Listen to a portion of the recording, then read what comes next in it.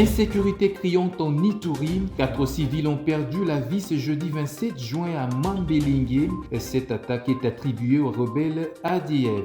Plaidoyer sur la construction des tribunaux de paix à Kabinda et celui des grandes instances à Mwenedito Kasai, au cœur de l'audience accordée aux députés nationaux de cette province par le ministre d'État en charge de la justice Constant Mutamba.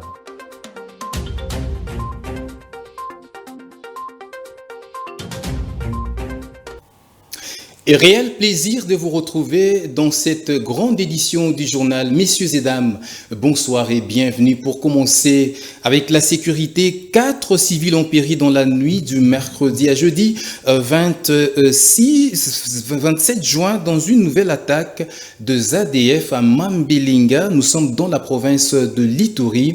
Une énième attaque qui n'a pas laissé indifférente le président de la société civile de l'Ituri. Je vous propose de suivre Dieudonné Lossa, coordonnateur de la nouvelle société civile Force Vive de l'Ituri. La coordination provinciale de la société civile Force Vive de l'Ituri est surprise de constater qu'un climat délétère s'installe en Ituri depuis le début de la semaine à court suite à la cacophonie entre les porte-parole de FADC Ituri avec les partis politiques IPC pendant que la population de l'Ituri aspire à la paix.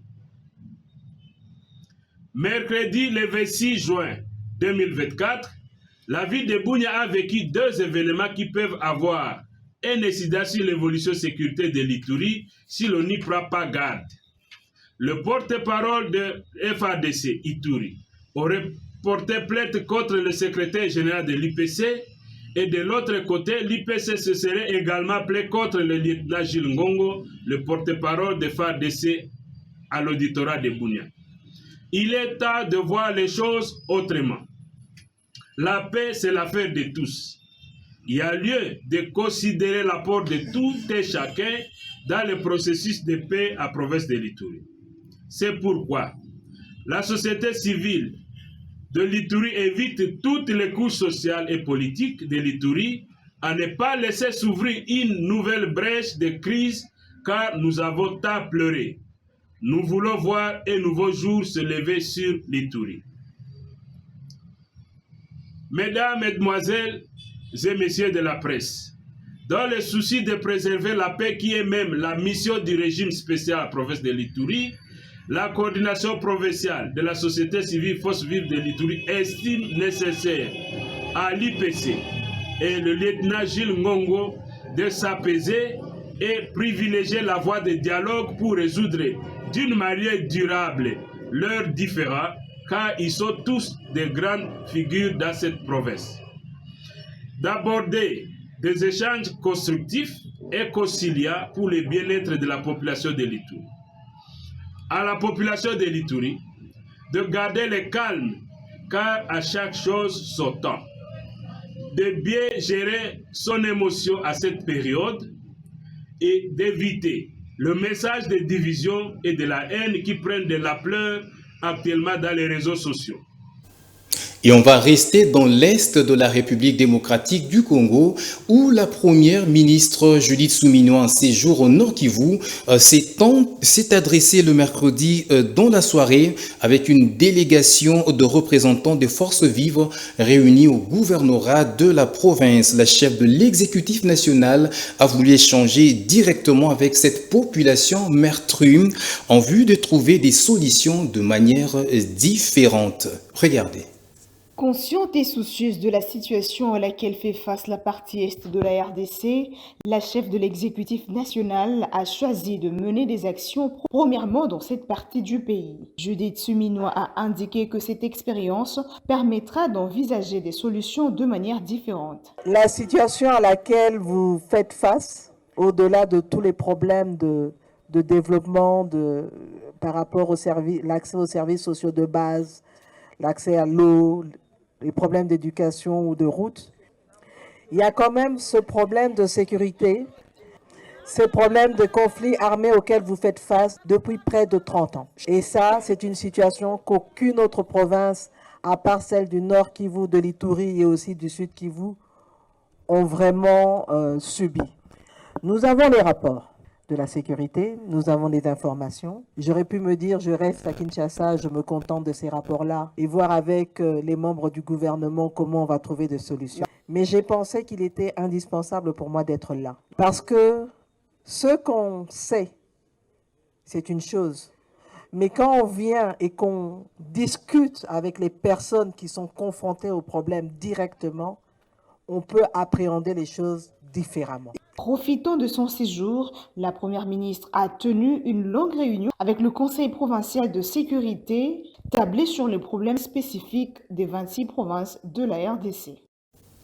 Et on va changer de registre. Le ministre d'État en charge de la justice et garde des Sceaux, Maître Constant Moutamba, reçu en audience des députés nationaux élus du Kasaï. Ce représentant du peuple était venu solliciter l'accompagnement du ministre d'État Constant Moutamba pour la construction des tribunaux de paix et des grandes instances dans leur province.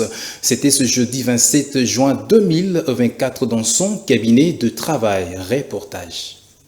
Ces députés nationaux reçus par le ministre d'État en charge de la justice et garde des Sceaux, Maître Constant Moutamba, ont fait le plaidoyer auprès de ce membre du gouvernement sur la construction des tribunaux des paix et des grandes instances dans leur province. Le ministre a également reçu les réseaux des parlementaires engagés pour le changement qui ont également exposé les desiderata de leur province.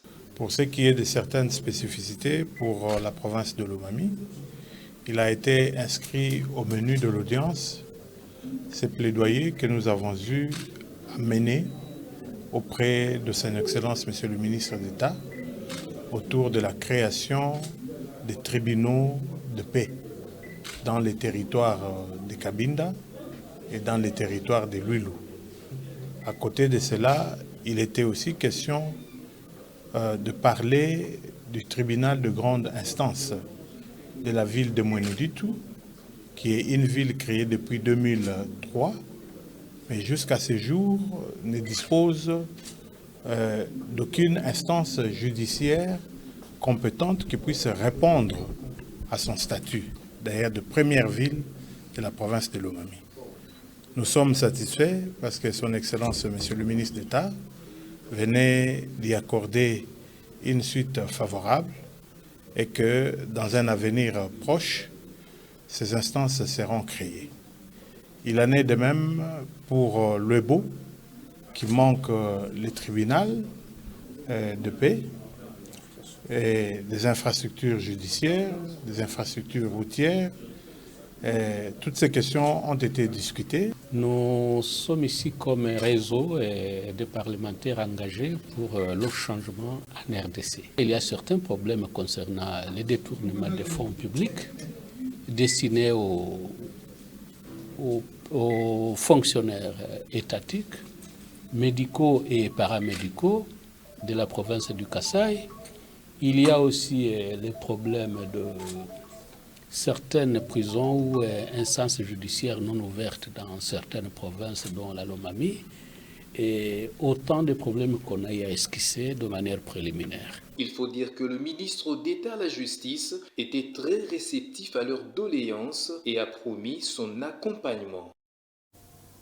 Et tout à fait autre chose, la restauration de la paix au Tchad constitue un véritable pari réussi pour le président de la République, Félix-Antoine Tshisekedi Tshilombo, pour l'aboutissement heureux du processus de transition au Tchad. C'est en ces termes que s'est exprimé le ministre de l'intégration régionale de la RDC, Maître Didier Mazenga Mukanzu, envoyé spécial du chef de l'État au processus de transition au Tchad. Suivez. C'est un véritable pari réussi pour le président de la République, Félix-Antoine Tshisekedi Tshilombo, pour l'aboutissement heureux du processus de transition au Tchad. C'est ce que note l'envoyé spécial du président de la République au Tchad, le ministre de l'intégration régionale, Maître Didier Mazenga Mukanzu, sur la situation qui prévaut au Tchad. Ce n'était pas facile d'arriver à ce jour à organiser des élections et que le président Tshisekedi soit honoré. Mais nous sommes bâtis. Nous avions d'abord présenté au niveau de l'Union africaine qu'il y a le principe de subsidiarité. C'est-à-dire que la sous-région gère et ils vont maintenant accompagner la sous-région. Et c'est dans ce cadre-là que nous avions dit non, écoutez, la sous-région va gérer, vous l'Union africaine et d'autres communautés internationales, vous allez accompagner le président Félix Antoine Tshisekedi, désigné comme facilitateur. Et le président Tshisekedi, il a mis sa vision qu'il a placée pour dire qu'il faut commencer par le message d'information et de sensibilisation. Une mission bien accomplie par Maître Didier Mazinga ayant porté ses fruits grâce avec la sensibilisation faite aux partenaires du Tchad. Nous avions sensibilisé les partenaires du Tchad, notamment les partenaires bilatéraux et multilatéraux, leur donner l'information sur la mission de facilitation. Et nous avions rappelé que cette mission, ce n'est pas une mission qui donne des leçons, ce n'est pas une mission qui oblige les Tchadiens, mais c'est une mission d'accompagnement, une mission de conseil, une mission de sensibilisation. C'est ce qui a été fait. Tout au début, ce n'était pas facile, plus de 2 mois que nous avions passé dans le débat, mais Dieu a fait grâce qu'après, sur plus de 280 partis politiques, nous avions fait fédérer 245 partis politiques autour de la transition. Et ces partis-là que je vous cite, non seulement les civils, mais il y a aussi des politico-militaires qui sont rentrés, qui sont au gouvernement jusqu'à ce jour. Signalons que le président de la République, lors de son discours après sa décoration au Tchad, a fait mention du ministre Didier Mazinga, d'un véritable héros dans l'ombre. Et puis signature le mercredi 26 juin 2024 du protocole d'accord entre la Société congolaise de fibre optique SOCOF et l'Agence de pilotage des coordinations et des suivis des conventions des collaborations. En présence du ministre des Postes, Télécommunications et du Numérique, Augustin Kibassa, les deux parties ont officiellement la mission de la mise en œuvre des fourreaux et fibres optiques pour une bonne connectivité dans le pays. On fait le point avec Emeline Nkambidio. C'est un protocole qui consiste à améliorer la connectivité et soutenir la croissance économique du pays, objectif qui sera atteint grâce à la mise en place de fourreaux et fibres optiques sur les tracés de route dans le cadre du contrat sino-congolais. Le ministre des Postes, Télécommunications et Numérique a évoqué l'importance du dit accord. Il est très important ce protocole d'accord, non seulement pour le pays, mais particulièrement pour le secteur. Et donc, heureux de savoir que la présidence de la République est prête à nous accompagner pour s'assurer que ce protocole d'accord va produire des effets, c'est-à-dire que nous allons palper dans les jours à venir, les mois à venir, véritablement de la fibre dans notre pays, fibre qui va développer les télécommunications et surtout le numérique, pour que justement que notre pays ne soit pas à la traîne par rapport à d'autres pays. Et je ne cesse de répéter que la RDC est un pays important, un pays au centre de l'Afrique, un pays qui a la dimension qu'il a, un pays qui a 9 pays limitrophes, un pays qui constitue un hub naturel. Pour Guilain Péoué, directeur général de la SOCOF, ce sera la première fois que la RDC va investir elle-même dans la fibre optique. Nous nous sommes accordés sur certains points de divergence qui existaient et voilà qu'aujourd'hui nous avons signé. Ça n'a pris que quelques jours. Ça démontre de la volonté au plus haut niveau de ce pays de vouloir la fibre optique devenir une réalité en RDC. C'est la première fois que la RDC va investir elle-même dans la fibre optique. Relier le point cardinal de la RDC au travers de la mise en œuvre de ce projet est l'un de ses avantages. Et rendons-nous à l'hôtel de ville où le gouverneur de la ville de Kinshasa a déposé dans la soirée du mercredi 26 juin 2024 son programme d'action. Daniel Bumba veut au travers de ce programme de l'exécutif provincial pallier aux différents problèmes de Kinlabel, notamment l'insécurité, la santé, mais aussi les infrastructures. Emeline Kambidio signe ce reportage. Le gouverneur de la ville de Kinshasa tient à mener une bonne gouvernance en toute transparence et efficacité au cours de son mandat. Le programme d'action de l'exécutif provincial déposé au bureau de l'Assemblée provinciale de Kinshasa met en avant-plan l'éducation, la santé, les infrastructures et l'emploi. Dans l'optique de son slogan Kinshasa Ezobonga, ce programme vise une ville moderne, salubre et sécurisée. Le nouveau locataire de l'hôtel de ville veut redorer le blason de Kinshasa, actuellement teinté d'impraticabilité des routes, d'insécurité et d'insalubrité. Un engagement salué par le membre du bureau de l'Assemblée provinciale de Kinshasa, exprimant leur soutien pour la concrétisation du dit programme. Notez que ce programme sera présenté ce vendredi 28 juin 2024 à l'Assemblée provinciale de Kinshasa en vue de son adoption. Et on va rester au gouvernorat urbain. Le gouverneur de la ville de Kinshasa a procédé à la nomination des ministres provinciaux dans un arrêté publié le mercredi 26 juin 2024. Dans la soirée, l'on retrouve certaines personnalités telles que Magloire Kabimba, tout comme Jésus Noël Cheke parmi les 10 nominés. Suivez.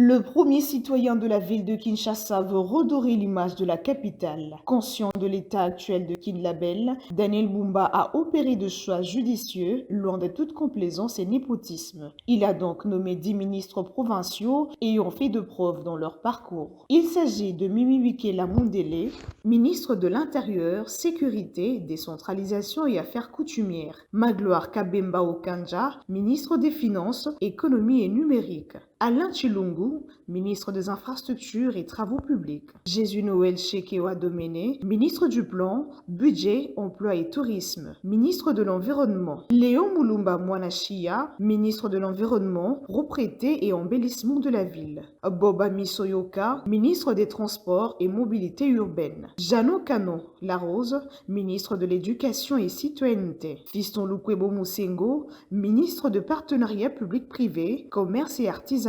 Israël Kabenda Kayua, ministre de la Jeunesse, Hydrocarbures ainsi que Culture et Arts. Et enfin Patricien Gongwa Bakazi, ministre de la Santé, Hygiène et Prévention. Ces ministres provinciaux doivent batailler dur pour concrétiser le slogan du gouverneur qui est celui de Kinshasa, il faut Ebonga.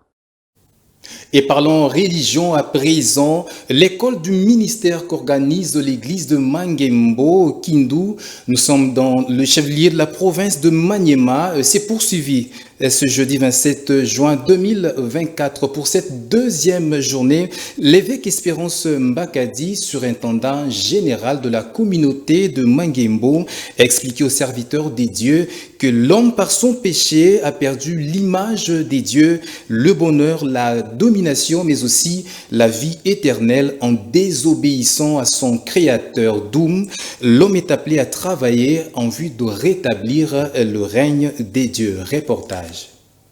La nourriture spirituelle apportée par l'évêque Espérance Mbakadi a plongé les serviteurs des dieux dans un grand océan des jubilations. Le message est un rappel aux hommes de Dieu lesquels dévient la mission leur confiée par le Seigneur, puisque nous avons la mission de propager l'évangile jusqu'au recoin de la terre. Mais les gens s'adonnent à faire des business et à chercher des fortunes au lieu d'aller à l'objectif que Dieu nous a donné, établir le royaume de Dieu, se faire asseoir la parole du Seigneur, faire connaître la parole à tous les non-convertis, puisque selon l'explication de l'orateur, dans le jardin d'Éden, l'homme avait perdu environ 4 choses. Il a perdu la vie éternelle, il a perdu les bonheurs, il a perdu l'image de Dieu qu'il lui avait donnée, il a perdu aussi la domination. Il nous a parlé des salut des hommes. Ce que moi j'ai retenu, il nous a dit de mieux se concentrer pour aller chercher les âmes. Chercher les âmes pour qu'ils soient sauvés. Que le salut est venu pour les hommes. Il faut se mettre dans le travail, pas des excuses dans le royaume de Dieu. Pas des excuses et pas de plaisanteries. C'est ce qu'il nous a dit. En tout cas, nous sommes très bénis. Premièrement, il nous a démontré comment nous devons ressembler au royaume. Parce qu'il a dit, quand Dieu a confié à Adam le jardin, d'abord, il l'a créé pour des raisons. Il devrait ressembler à son image. Et deuxièmement, il devrait être à la nature des dieux. Et il nous a démontré comment le fonctionnement de l'Église doit être par rapport à la mission que Dieu nous a donnée sur la terre. Et cela nous a enlevé quelques équivoques. Et nous sommes très bénis par la venue de notre papa dans la vie de Kindu. Il s'agit d'un message plein de puissance et de révélation capable de changer des destinées.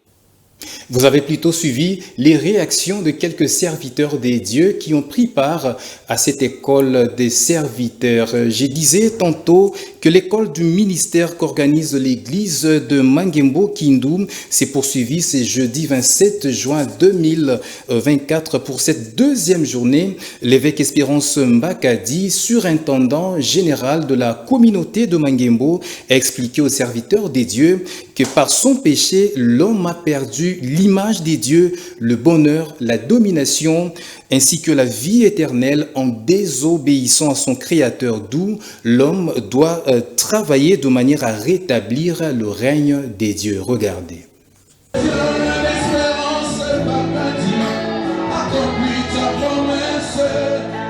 La création constitue l'œuvre du Créateur et la création ne peut contenir le Créateur. C'est en ces termes que l'homme des dieux, l'évêque Espérance Mbakadi, responsable de l'église de Mangembo, a entretenu le peuple des dieux. L'orateur a introduit son message de cette deuxième journée de l'école du ministère, rappelant à l'assistance que l'homme a perdu l'image des dieux, le bonheur, la domination et la vie éternelle en désobéissant à son Créateur. Pour ce faire, l'homme doit travailler pour établir ce règne. Le péché est entré par un homme. Et par le péché, la mort a suivi tous les hommes. Le salut également est venu par un homme. Si le premier Adam nous a conduits dans le péché et la condamnation, un autre Adam est venu. Il nous a justifiés, nous a donné la vie éternelle. Ce matin, je t'établis chef de ta famille. On n'attendra pas l'ordination de dimanche. L'ordination commence ce matin. Je t'ordonne, chef de ton clan. Tout ce qui ne marche pas dans ta famille, tu arraches, tu renverses, tu détruis. Si dans ta famille les gens ne reçoivent pas, tu mettras fin à ce système. Une nouvelle histoire commencera. Rappelons que l'école du ministère se poursuit jusqu'au samedi 29 juin et le dimanche 30 juin interviendra la cérémonie de l'ordination du berger de Mangembo Kindoum, Jacques Saminé, en qualité de pasteur.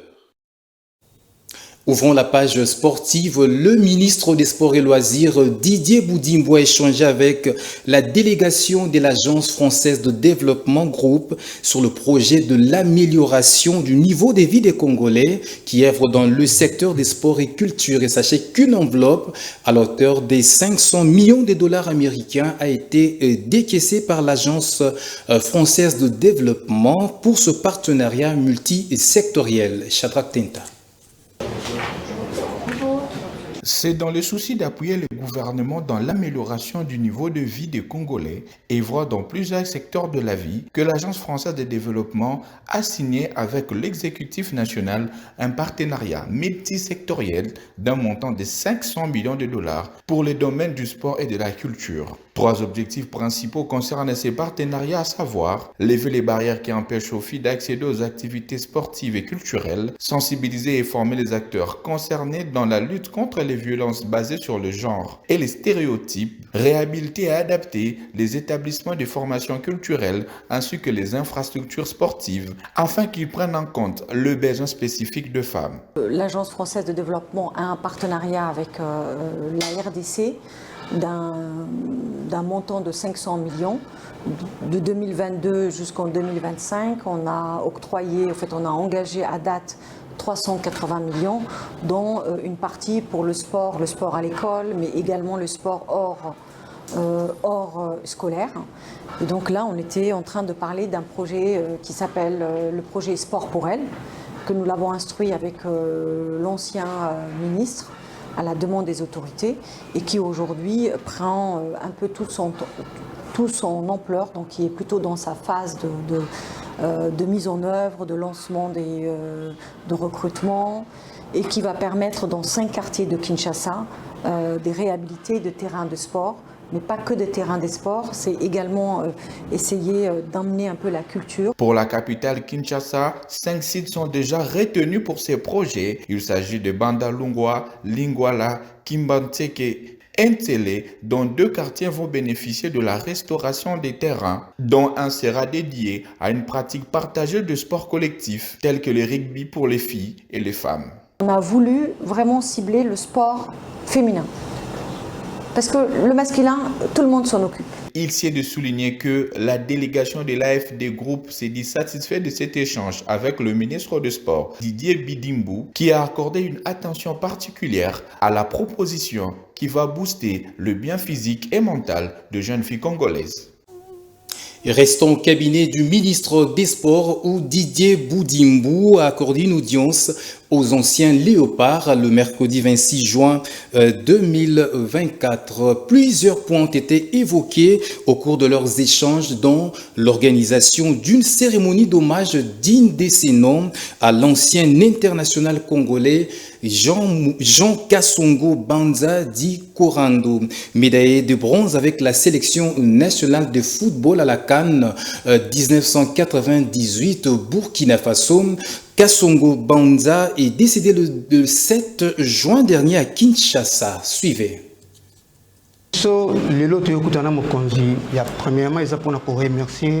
Premièrement, nous sommes venus remercier le ministre du Sport pour cet acte.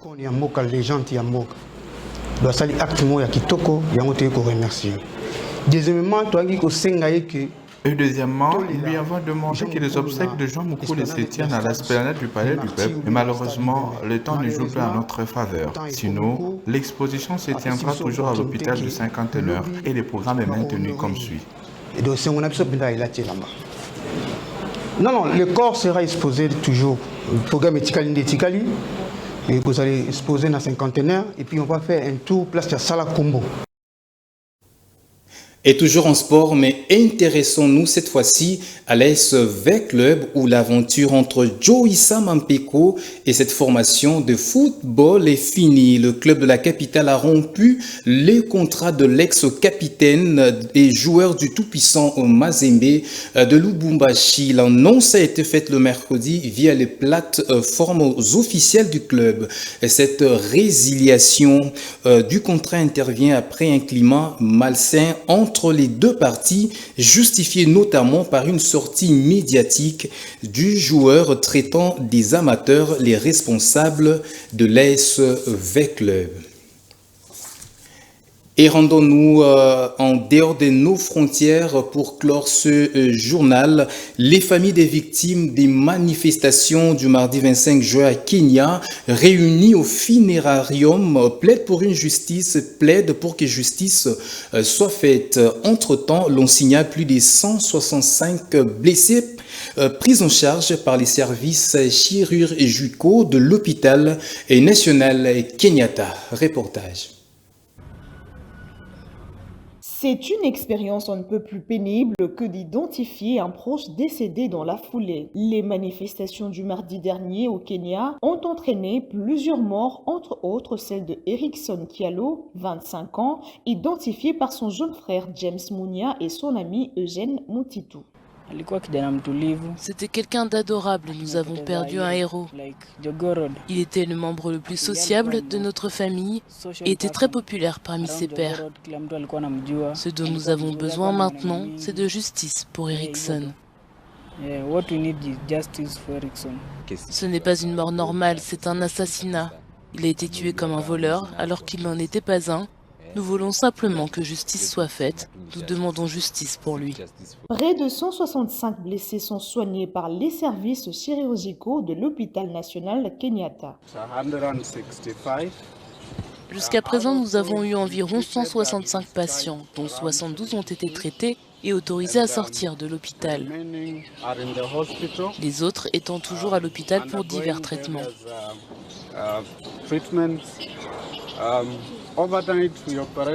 Cette nuit, nous avons opéré 24 patients qui sont toujours en convalescence dans différentes parties de l'hôpital. À l'heure actuelle, Environ 8 d'entre eux subissent des interventions chirurgicales et 23 autres attendent d'être opérés. Notez, la communauté ainsi que les familles des victimes demandent à ce que les responsabilités soient établies et que le calme revienne. Voilà, c'est par cette triste nouvelle que prend fin ce journal. Nous vous rappelons les principaux titres. Insécurité criante en Ituri. 4 civils ont perdu la vie ce jeudi 27 juin à Mambelingue. Cette attaque est attribuée au rebelle ADF. Plaidoyer sur la construction des tribunaux de paix à Kabinda et celui des grandes instances à Mouinedit au Kasaï, au cœur de l'audience accordée aux députés nationaux de cette province par le ministre d'État en charge de la justice, Constant Moutamba. Et voilà, fin complète de cette grande édition du journal sur Vert Pâturage Télévision. Messieurs et dames, merci de nous avoir suivis. Au revoir et bonne suite des programmes sur la chaîne de Repos.